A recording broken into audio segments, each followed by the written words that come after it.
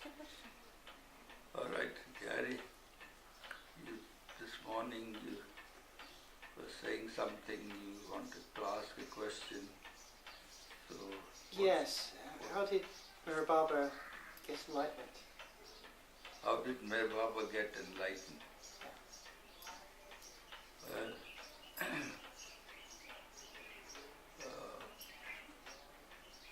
I'll give you a little background of Baba's family.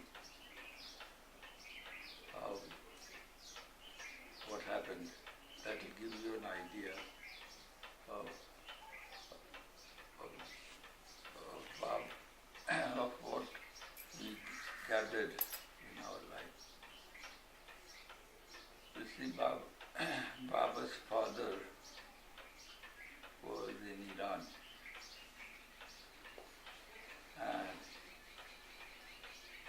and he was there.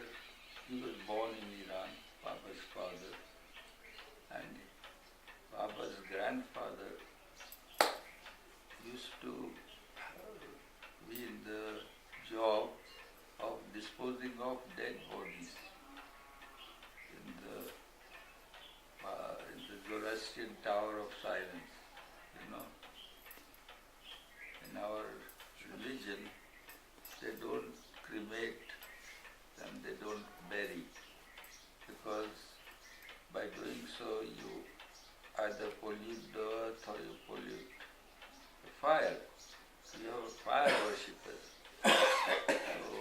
So the best course is to leave the body in the open and let the birds feed on it as a token of ultimate sacrifice for the Lord's creation. The body gets eaten up by vultures and other carrion eaters. So his father used to be a caretaker there for dead bodies. When they would arrive, he would go there and put it in that walled structure. The body, as soon as it got there, the bird would come and finish it off in no time. So this was what he used to do.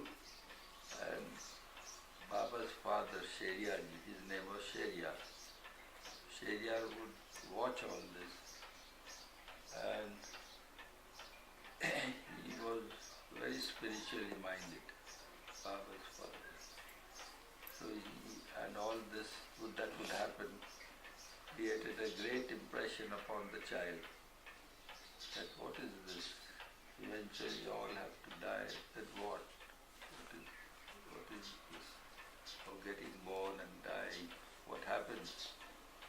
What is going to be the further thing? So eventually I think his father died or something, and he just took off from there. He decided to go in search of God,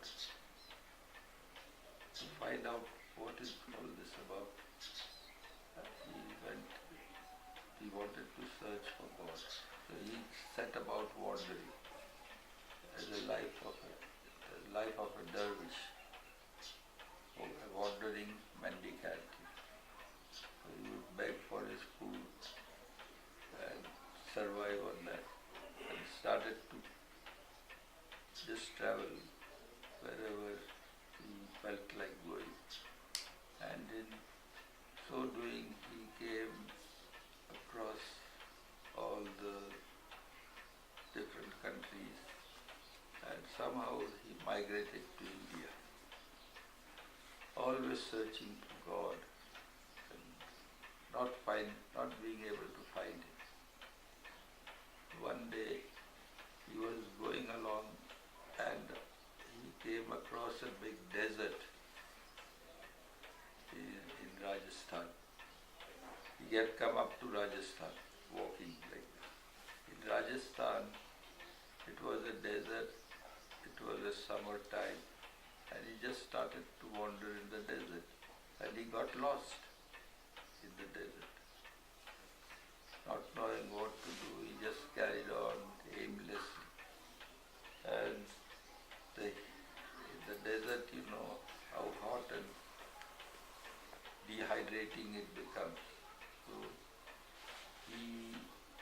eventually fainted there and passed out,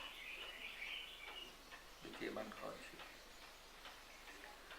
So after a time, he could just barely open his eyes, and he saw a person with a pitcher of water, and he says, "Have this."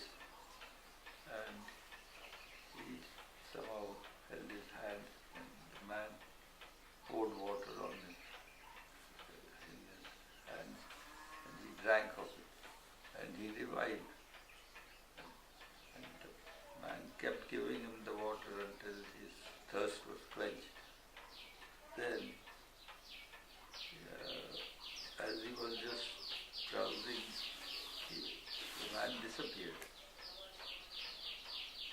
He tried to see and ask for guidance where to go. There was no trace of the person. So then he went close by, he found a brook there, and he was in deep thought what to do now. Then it is said that Sheriyarji heard a voice from heaven. He heard it within his heart probably, that what you are searching for you will never find outside. But that whom you are searching will be born to you. So Sheriyarji, when he heard that, he got very shocked. Was he hearing voices or? But it was very authentic, and he heard that deep sound. So what you are searching for will be born as your son. So then he took no cognizance of that. He started continuing his wanderings. And in his wanderings he came down to Pune, just like that, begging food and here. And in Pune, there was a sister of his that was living. And he happened to pass by her house and begged for food there. When the sister came out, she saw him, and she at once recognized that it was Sheriyarji, her brother, long lost. Nobody knew what had happened. So she clung to him, embraced him, took him into the house, and gave him a lot of food and all that. And he said, "Sheriyar, now I'll never let you go." So he says, "But I am a dervish, I cannot stay like that." No, I won't let you go. He kept him by force, won't let him go at all. So he was there for a few days. And he says, "Now let me go." No, now you have to stay and be with me all your life. Now you have to spend a life as a householder. So that's not what I want. So there is nothing doing, I'm going to not let you go. And I want you to get married now. So marriage? I don't want to get married. So she pestered him like anything. So one day he got so annoyed. He says, he saw a small girl passing by, and he says to her sister, "If you want to get married, I will marry only this child." So she says, "Are you giving me your word for that?" He said, "Yes." So that girl happened to be the daughter of her very close friend. So she went there, and she entreated that woman, "Give me one boon. I have asked, I want to get one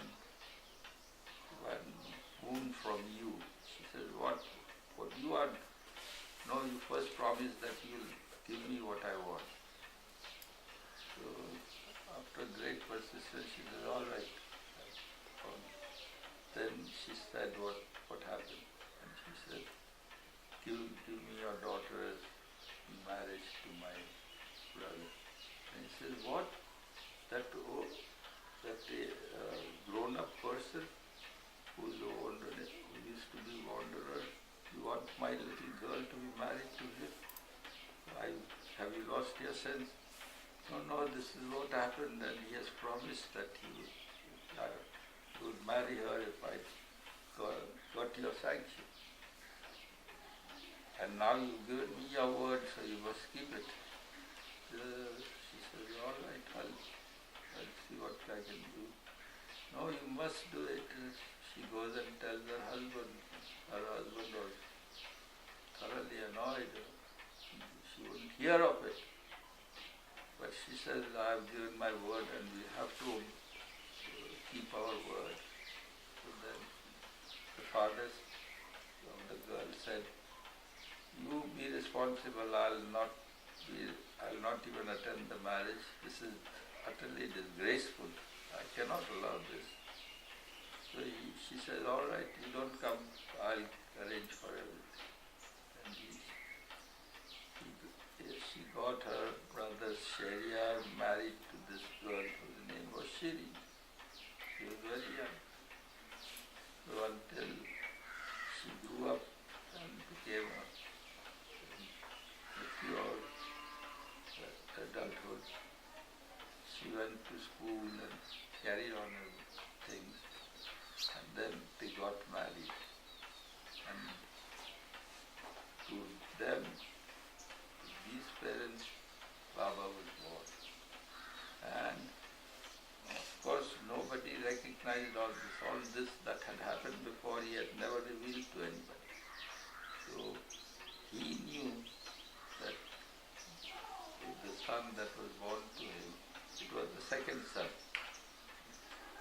The first son that was born was rather early, and she hardly knew about motherhood. She was so young. So she neglected the firstborn. The secondborn she got very much attracted to. When Baba was born, she had a lot of spiritual experiences of seeing fairies come and blessing her and all that. And when Baba was born, the mother just doted upon the child, not knowing what is all this. But Sheriati knew what had happened. And that was how Baba was born into that family. And then he grew up, and Baba was very different from other children. Although he was normal, he was playful, he used to fight with his brother, get into brawls, and always used to beat up his elder brother also. But his elder brother loved him so much that he would allow Meherwan, Baba's name was Meherwan, and his brother's name was Jamshed. So Jamshed would allow Meherwan to beat him up, but just went always following him. And the mother would say, are you crazy? You are elder to him, thrash him. Why do you allow him to do that? And he says, no, I love him. I can't do that. So all his family that were the later to follow the siblings, they all loved him. Somehow it was like that. He was like that. And then Baba grew up, he went to school. There is a very famous school there called St. Vincent's. It's still there. It's a Jesuit school. Uh-huh. It's a Jesuit school run by Jesuit priests. Yeah. It's very near where you all stay. It's very near to Willow House. Really? Yeah, 5 minutes walk from there. Sure. I will take you one to see Baba's school. So Baba got educated there, and he was quite brilliant. And he was a good sportsman, and he loved cricket. So he got selected into the team, and he won. His team won medals, and there are photographs showing all that. So this is how Baba grew up. And he was very dutiful to his parents. He would always get up early in the morning and recite prayers in a very sing-song manner. He had a beautiful voice. And all the neighborhood who loved him because of this. Early in the morning he would start reciting the prayers. And he would serve his parents, massage them, and after that he would start his day's work. So this is how he grew up. This was his background. Then after passing out from the school, he started to go to college, and he began to be there. Even in school, all the children would take him as their natural leader, just like that. Whatever he would say, they would all agree. In college also, he formed close circles of friendship and would start nice clubs where they would have all these good spiritual discourses and all. So everybody was quite fond of him. One day, and every day he would cycle to college. And the college he attended was Deccan College. It's still there, and it's one of the oldest educational institutions in India. So Baba used to go there on cycle, and every day he would cycle, and when he would cycle past, there was a very ancient woman who used to sit on the roadside, and Baba would see her sit there and just not notice too much and just go on to his studies. One day as he was cycling past, the old lady summoned him, come, come. So he just got down from his bike, and something just made him go to her. And when he approached her, she got up and embraced him very lovingly and gave him a kiss on the forehead. And it is said that Baba got so stunned by that kiss that he lost consciousness. So just one kiss and he lost all worldly consciousness, just fell down there. And then somehow after some time he revived, and he got up. He didn't know where he was, and Baba is now describing what had happened to him, that he somehow got up and like a machine, he was just walking back to his home in a very dazed manner. And Baba says that I returned home and just went there. My mother got very shocked to see my condition. And he went there and just got into his room and lay on the bed. And he became motionless there. And his mother was frantic. She rushed to the doctor, called him, and the doctor tried to treat him, revive him, gave some injections. Nothing, there was no life in him as it were. He was just again unconscious. Baba says that on the third day after the kiss, what happened to him, he has described in great detail, that he suddenly felt great sort of currents of energy passing through him, like an electric shock. And it went through his body, and he just couldn't contain himself, as it were. A tremendous spiritual experience happened to him. And suddenly he saw this great effulgence and light, and he got submerged in that. That was God realization. So, but the way he describes it, it is all given there in Lord Meher. You can read it. And he became just conscious of infinite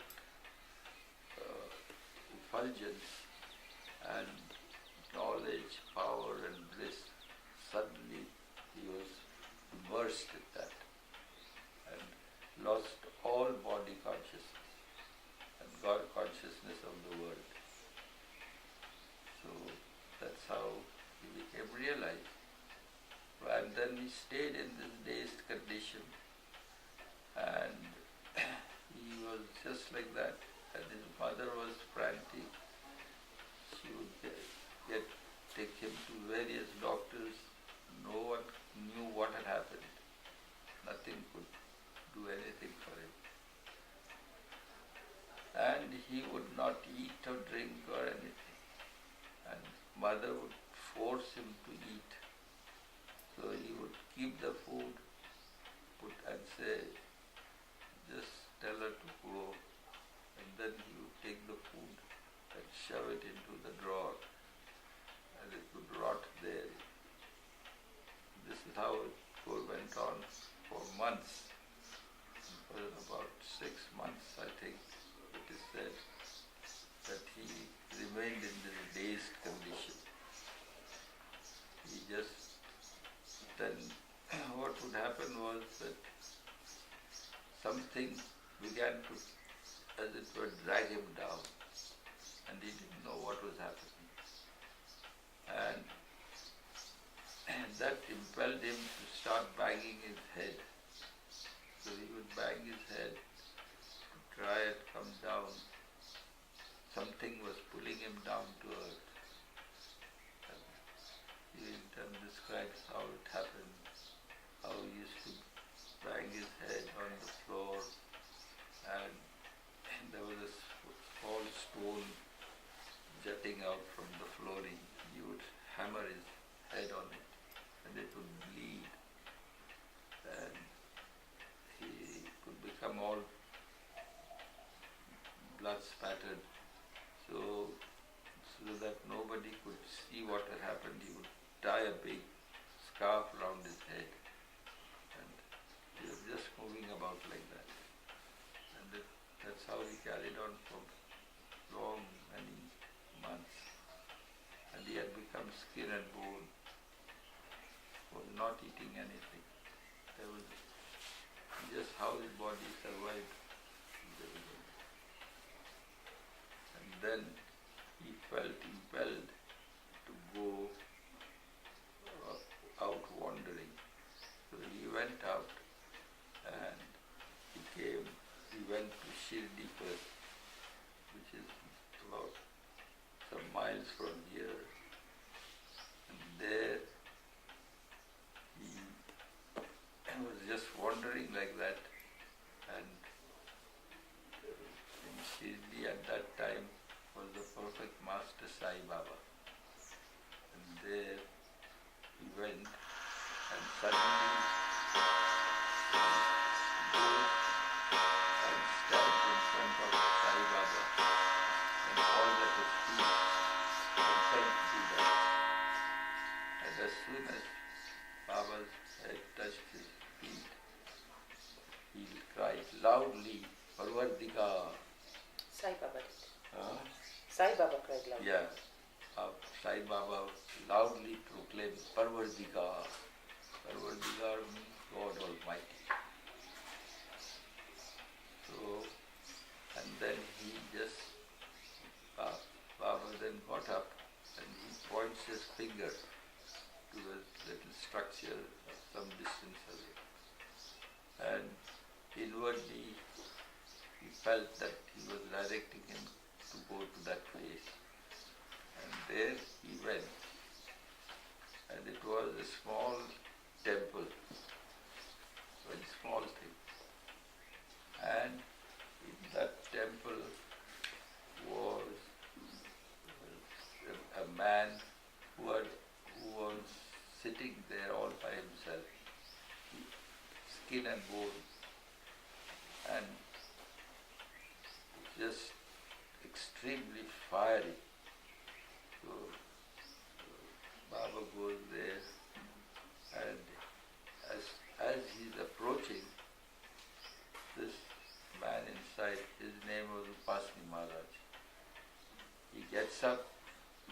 He wouldn't allow anybody to come close. So as soon as he saw Baba approaching, he got up, picked up a stone, and threw it with great force, which hit Baba exactly where Babaji, the old woman, had kissed him. And when the stone hit him, he suddenly came down to consciousness. And for the first time, he became fully conscious.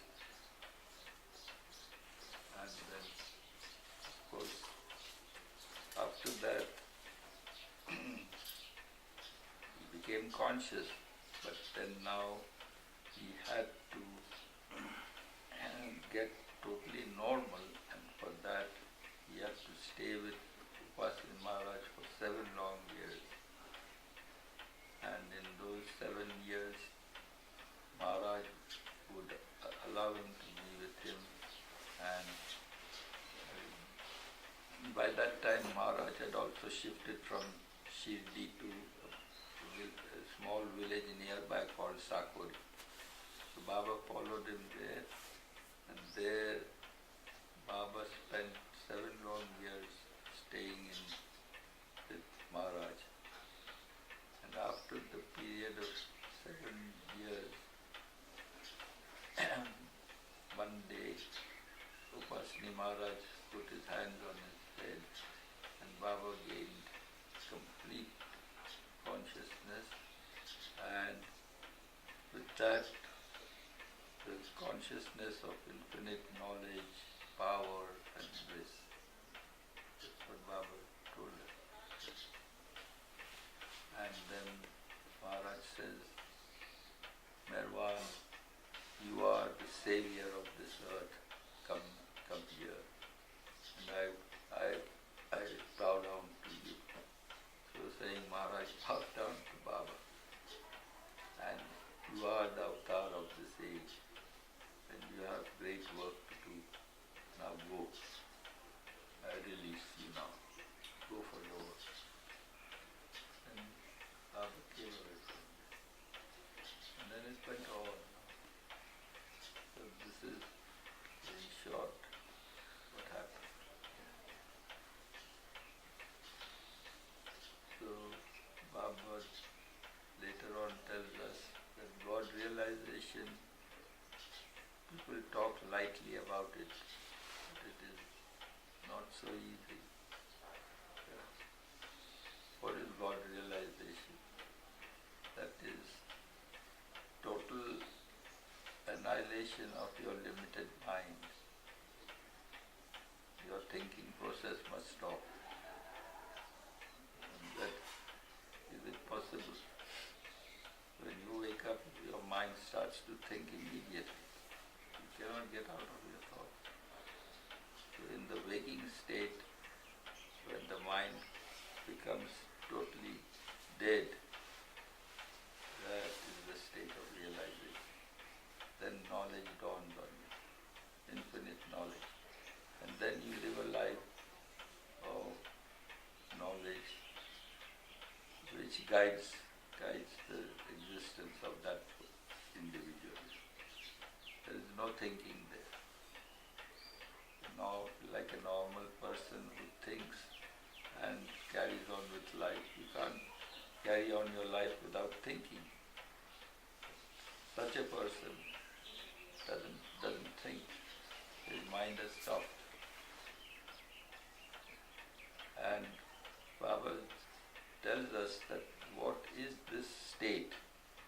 So he said, it is the state of going back to sound sleep, fully awake. So a person who is sound asleep loses all consciousness.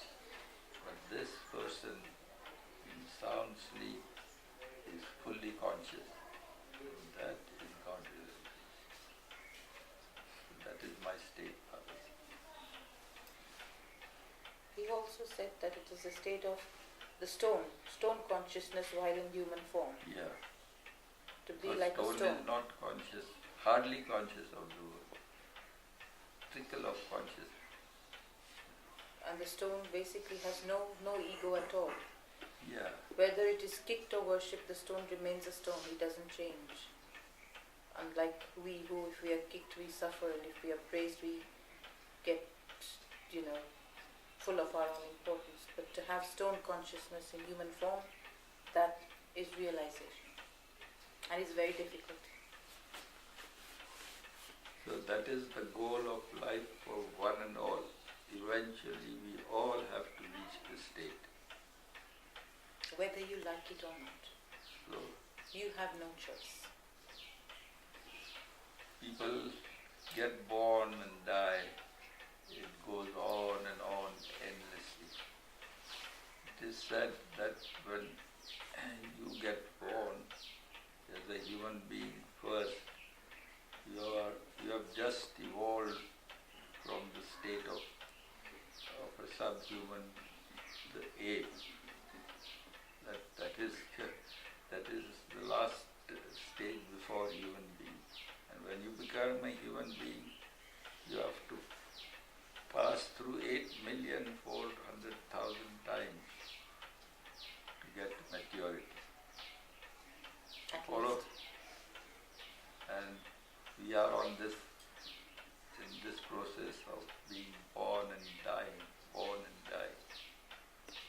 until eventually we come into the contact of the perfect master or the avatar. Once you do that, then he totally makes your life different, and you begin to lead a life that would please the Lord. And it's a long process. So now we have come into Baba's fold. We have nothing to worry. We just love him. Baba says, just keep repeating my name.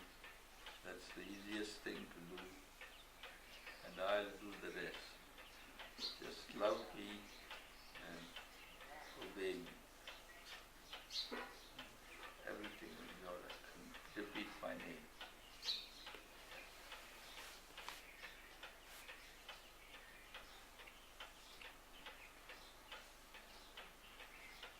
So does that satisfy you? That's perfect.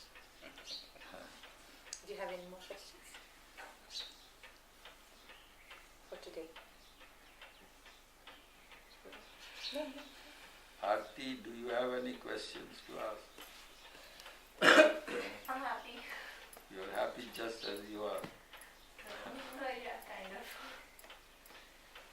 I'm happy knowing the wishes of Baba. Yeah, but love him and obey him, follow his wishes. And Baba says that, how will you love me? How do you love a person, Baba says. So when a person falls in love with someone, you don't just keep staring at the person and doing nothing. That's not loving. What you always want to please your beloved.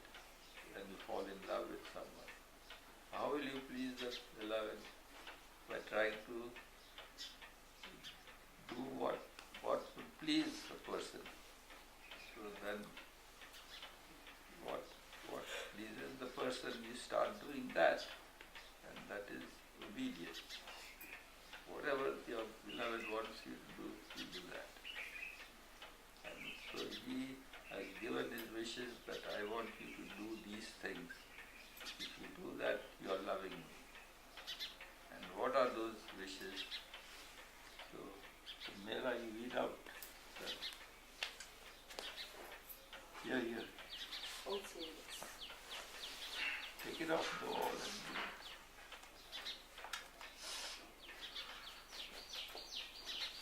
So Baba has given us his wish. He says, my wish. Baba said, the lover has to keep the wish of the beloved. My wish for my lovers is as follows. Do not shirk your responsibilities. Attend faithfully to your worldly duties, but keep always in the back of your mind that all this is Baba's.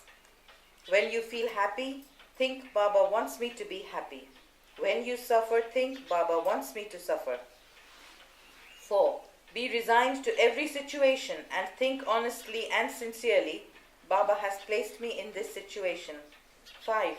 With the understanding that Baba is in everyone, try to help and serve others. 6. I say with my divine authority to each and all that whoever takes my name at the time of breathing his last comes to me. So do not forget to remember me in your last moments. Unless you start remembering me from now on, it will be difficult to remember me when your end approaches. You should start practicing from now on. Even if you take my name only once every day, you will not forget to remember me in your dying moments. Meher Baba.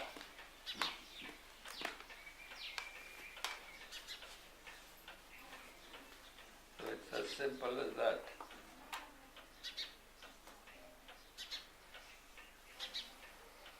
It's very difficult to follow.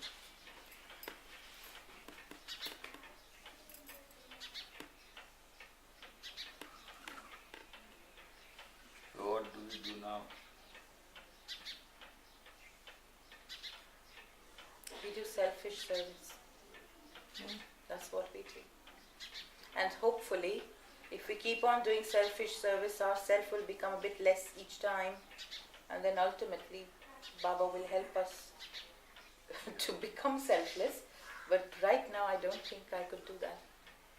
Yeah. No? The next best thing, you just can't start loving him. The best thing is to serve, try to serve him. And to serve him means to serve his cause. And this is how you serve him, by following his wishes. But Meherwan, it's not all selfish service.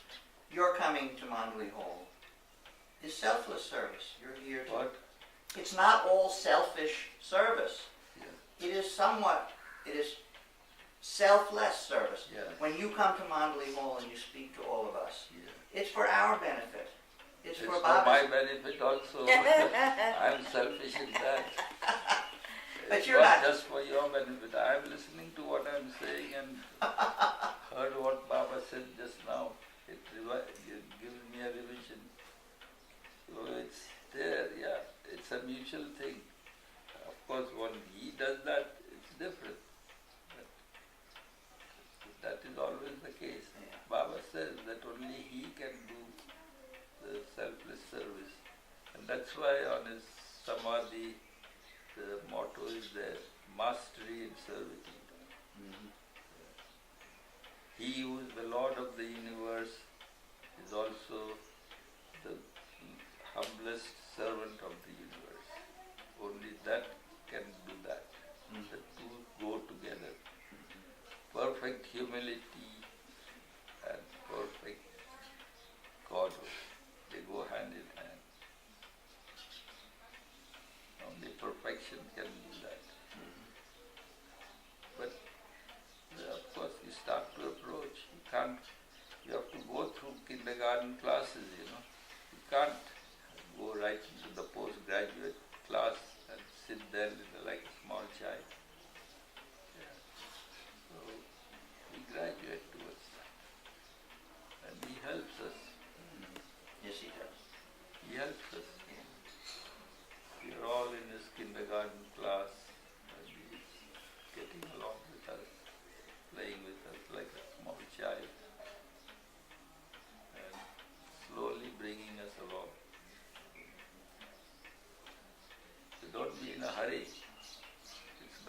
women in the kindergarten.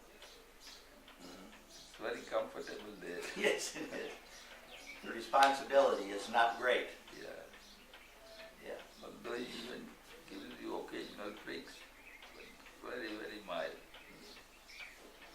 When a child starts to misbehave, a little prod is given him, very mild one. Not the hard punches that follow later. They will come later.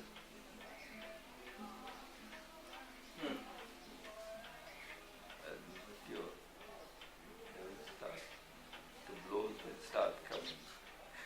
And then be ready to face them and to welcome them.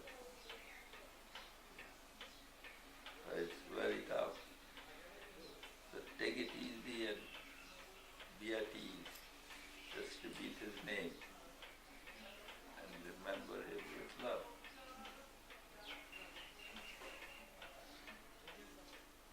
I think Baba knows our limits. He never gives us Yeah. more than we can ultimately bear. Yeah.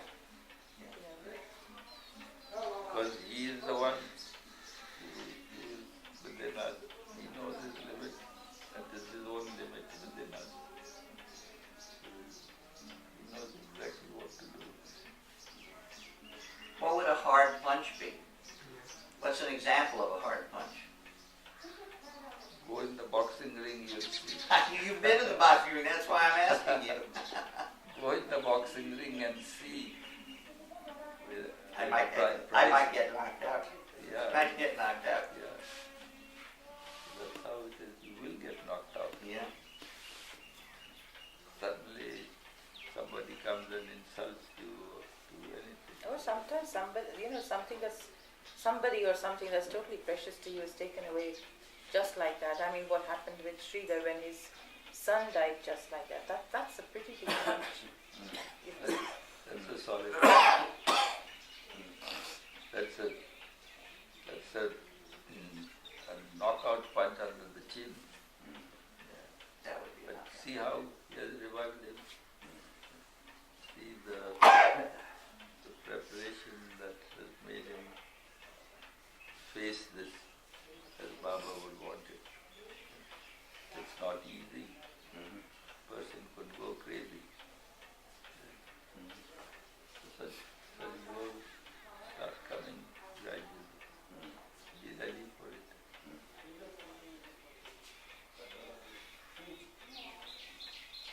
Subhash, Shanti. it's time for us to have some lunch and get ready for the punches. For the hard punches. Ciao. So, Jai Baba. Avtar.